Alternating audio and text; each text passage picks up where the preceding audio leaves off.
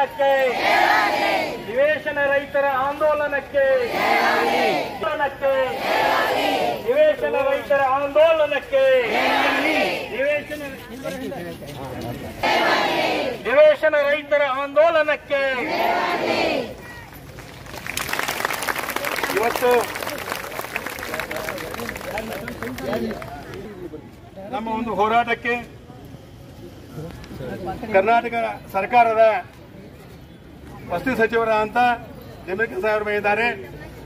ಇವತ್ತು ಆದರೆ ನಿಮ್ಮನ್ನು ಹುಡುಕೊಂಡು ಬಂದು ನೀವಿದ್ದಲ್ಲೇ ನಿಮ್ಮ ಸಮಸ್ಯೆಗಳ ಬಗ್ಗೆ ನಿಮ್ಮ ಮನವಿ ಪತ್ರ ಏನು, ನಿಮ್ಮ ಉದ್ದೇಶ ಬೇಡಿಕೆ ಏನು ಕೇಳೋದಕ್ಕೆ ಬಂದಿದ್ದಾರೆ. ಇದಕ್ಕೆ ಇವತ್ತು ಈ ಮನವಿ ಪತ್ರ ಇಲ್ಲಿ ಜಮೀರ್ ಸಾಹೇಬರು ಕರ್ಕೊಂಡ್ ಬರಲಿಕ್ಕೆ ನಮ್ಮ ಹೋರಾಟದ ಮಾರ್ಗದರ್ಶಕರ ಅಂತ ಮಾಜಿ ಲೋಕಸಭಾ ಸದಸ್ಯ ಅಂತ ಐ ಜಿ ಸಂದೀಪ್ ಸಾಹೇಬರು ಮತ್ತು ಜಿಲ್ಲಾಧ್ಯಕ್ಷ ಅಂತ ಅನಿಲ್ ಪಾಟೀಲ್ ಅವರು, ಜಿಲ್ಲಾಧ್ಯಕ್ಷ ಅಂತ ಹಳ್ಳೂರ್ ಅವರು, ನಮ್ಮ ಭಾಗದ ಶಾಸಕರ ಅಂತ ಪ್ರಸಾದ್ ಅಪ್ಪಾಯಿ ಅವರು, ಶಾಕಿರ್ ಸಂದೀಪ್ ಸಾಹೇಬರು, ಇವರೆಲ್ಲರ ಪ್ರಯತ್ನದಿಂದ ಇವತ್ತು ಇಲ್ಲಿ ಮನವಿ ಸ್ವೀಕಾರ ಮಾಡಿದ್ದಾರೆ. ನಮ್ಮ ಮನವಿ ಇಷ್ಟ ಸಾಹೇಬ್ರೆ ಜಮೀರ್ ಖಾನ್ ಸಾಹೇಬರಿಗೆ ನಿಮ್ಮೆಲ್ಲರ ಪರವಾಗಿ ಮನವಿ ಪತ್ರ ಕೊಡ್ತಾ ಇದ್ದೇವೆ.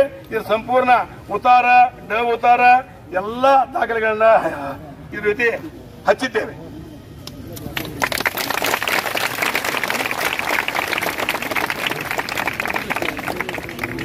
ಈಗ ತಮ್ಮನ್ನು ಉದ್ದೇಶಿಸಿ ಮಾತಾಡಬೇಕಾಗಿ ಎಲ್ಲರಿಗೂ ನಮಸ್ಕಾರಗಳು. ಇವತ್ತು ನಾಗರಾಜ್ ಗುರಿಕಾರು ಅವರು ಮನವಿಯನ್ನ ಕೊಟ್ಟಿದ್ದಾರೆ. ನನಗೂ ಮನೆ ಶಾಸಕ ಆದಂತ ಆತ್ಮೀಯದಂತ ಪ್ರಸಾದ್ ಅಪ್ಪ ಅವ್ರಿಗೆ ನಮ್ಮ ಮುಖಂಡರು ಎಲ್ಲ ಬಂದಿದ್ದೀವಿ. ಸನ್ನದಿ ಸಾಹೇಬರು 2 ನಿಮಿಷ ನೀವು ಬರಲೇಬೇಕಂತ ಹೇಳ್ಬಿಟ್ಟು ಕರ್ಕೊಂಡು ಬಂದ್ರು.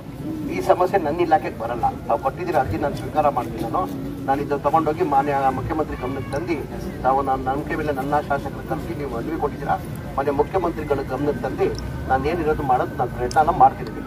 ಅದ್ರ ಜೊತೆಗೆ ಹೆಚ್ಚಾಗಿ ಈ ಮನೆಗಳು ನನಗೆ ಸದನಿ ಸಾಹೇಬರು ಆಮೇಲೆ ಶಾಕೀರ್ ಅವ್ರು ಕರ್ಕೊಂಡು ಬಂದು ಹಿನ್ನೆಲೆ ಏನಂದ್ರೆ ಬಡವರು ಮನೆ ಬೇಕಾಗ್ತದೆ. 200-300 ಜನ ಇದ್ದಾರೆ, ಅವ್ರ ಮನೆ ಇಲ್ಲ ಅಂತ ಹೇಳ್ತಾರೆ. ನಾವೇನ್ ಮಾಡ್ತಾ ಇದ್ದೀವಿ, ನಮ್ಮ ಇಲಾಖೆಯಿಂದ ಒಂದು ಸರ್ವೆ ಮಾಡ್ತಾ ಇದ್ದೀವಿ. ನಾವು ಸರ್ವೆ ಮಾಡಿಸಿ ಸರ್ವೆದಲ್ಲಿ ಎಲ್ಲೆಲ್ಲಿ ಮನೆ ಇಲ್ಲ, ಯಾರು ಸೈಡ್ ಇರ್ತಿದ್ದಾರೆ ಅವ್ರಿಗೆಲ್ಲ ಮನೆ ಕೊಡ್ಬೇಕಂತ ಒಂದು ತೀರ್ಮಾನ ಮಾಡಿದ್ವಿ. ತಮಗೆಲ್ಲ ಗೊತ್ತೇ ಇದ್ದಂಗೆ 10 ವರ್ಷದಿಂದ ಒಂದು ಮನೆ ಕೊಡಕ್ಕೆ ಸಾಧ್ಯ ಆಗಿಲ್ಲ. ಹಿಂದಿನ ಸರ್ಕಾರ ಅಲ್ಲಿ ಸಿದ್ದರಾಮಯ್ಯ ಅವರು ಮುಖ್ಯಮಂತ್ರಿ ಇರುವಾಗ 2018ವರೆಗೂ ಮನೆಗಳು ಸ್ಯಾಂಕ್ಷನ್ ಆಗಿದ್ದು 1,80,253 ಮನೆಗಳು ಸ್ಲಮ್ ಬೋರ್ಡ್ದು. ರಾಜೀವ್ ಗಾಂಧಿ UHV ಸ್ಕೀಮ್ ಅಲ್ಲಿ 53,860 ಮನೆಗಳು ಸ್ಯಾಂಕ್ಷನ್ ಆಗಿದ್ದು. ಅದಾದ್ಮೇಲೆ 5 ಸರ್ಕಾರ ಸಮ್ಮಿಶ್ರ ಸರ್ಕಾರ ಬಂತು, ಬಿಜೆಪಿ ಸರ್ಕಾರ ಬಂತು. ಒಂದು ಮನೇನು ಸ್ಯಾಂಕ್ಷನ್ ಮಾಡಿಲ್ಲ, ಒಂದು ಮನೇನು ಕೊಡಕ್ಕೆ ಸಾಧ್ಯ ಆಗಿಲ್ಲ. ಒಂದು ಮನೆ ಕೊಡಕ್ಕೆ ಏನಕ್ಕೆ ಸಾಧ್ಯ ಆಗಿಲ್ಲ ಅಂದ್ರೆ, ಒಂದು ಮನೆ ಕಟ್ಟಬೇಕಾದ್ರೆ 7.5 ಲಕ್ಷ ಆಗ್ತದಮ್ಮ. 7.5 ಲಕ್ಷದಲ್ಲಿ ಕೇಂದ್ರ ಸರ್ಕಾರದಿಂದ 1.5 ಲಕ್ಷ ಕೊಡ್ತಾರೆ.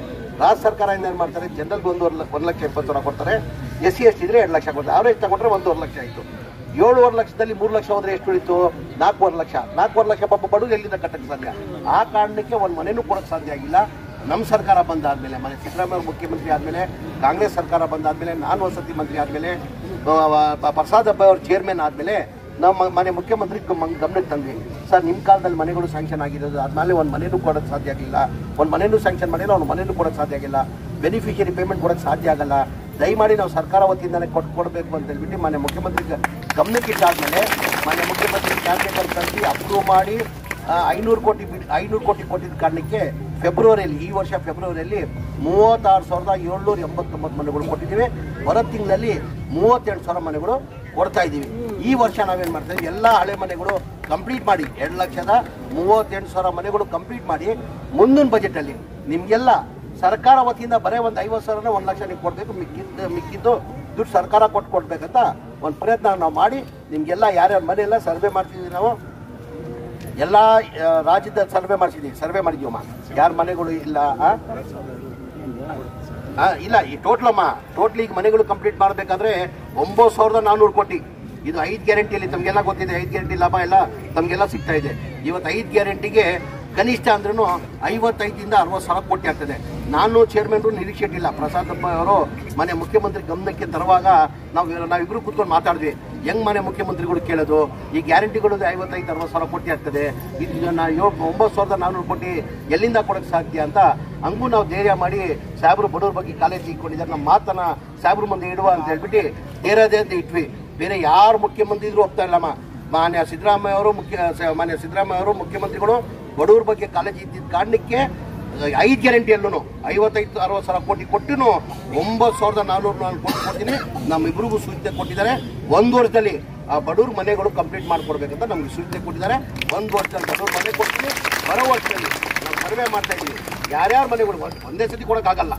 ನಾವೆಲ್ಲರೂ ಯಾರ್ಯಾರ ಮನೆಗಳು ಇಲ್ಲ, ಯಾರ್ಯಾರು ಸೈಡ್ಲೆಸ್ ಇದ್ದಾರೆ, ಒಂದೇ ಸತಿ ಮಾಡೋಕ್ಕಾಗಲ್ಲಮ್ಮ. ನಾವು ಸರ್ವೆ ಮಾಡಿದ್ದೀವಿ. ಎಲ್ಲೆಲ್ಲ ಅರ್ಜೆನ್ಸಿ ಇದೆ ಆ ಕಡೆ ಮನೆಯನ್ನು ಕೊಡೋ ಪ್ರಯತ್ನ ಮಾಡ್ತೀವಿ. ತಮ್ಮ ಅರ್ಜಿಯನ್ನು ನಾನು ಸ್ವೀಕಾರ ಮಾಡಿ ಮನೆ ಮುಖ್ಯಮಂತ್ರಿ ಗಮನಕ್ಕೆ ತಂದು ನಾನು ಮಾಡ್ತೀನಿ ಅಂತ ಹೇಳ್ತೀನಿ. ಮುಖ್ಯಮಂತ್ರಿಗಳಿಗೆ ಬಹಳ ಹತ್ರ ಇತ್ತಂತವ್ರು, ಬಹಳ ಆಪ್ತರ ಇತ್ತಂತವ್ರು.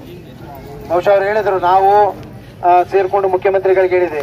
ನಾವು ಹೇಳಿದ್ರೆ ಏನು ಆಗಿಲ್ಲ. ಅದು ನಿಜವಾಗಿ ಕೂಡ ಜಮೀರ್ ಅಹ್ಮದ್ ಸಾಹೇಬ್ರು ಏನು ಅವ್ರು ಬಹಳ ಆತ್ಮೀಯತೆ ಇತ್ತು, ಬಹಳ ಬಡವರ ಬಗ್ಗೆ ವಿಶೇಷ ಕಾಳಜಿ ಇತ್ತು.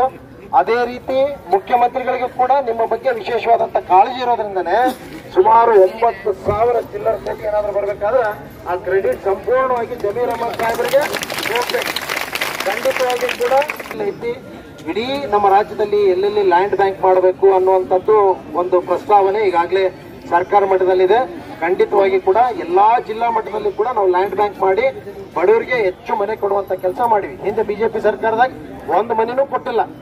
ನಮ್ಮ ಸರ್ಕಾರ ಬಂದಾಗ 2014ರಿಂದ 17ರವರೆಗೆ 18ರವರೆಗೆ ಏನ್ ಕೊಟ್ಟಿದ್ದು ಅದೆಲ್ಲ ನಮ್ಮ ಸರ್ಕಾರ ಇದ್ದಾಗ ಕೊಟ್ಟಿದ್ದು. ಸಿದ್ದರಾಮಯ್ಯ ಅವರಿದ್ದಾಗನ 12-15 ಲಕ್ಷ ಮನೆಗಳು ಏನ್ ಕೊಟ್ಟಿದ್ದು ಅವರಿದ್ದಾಗೆ.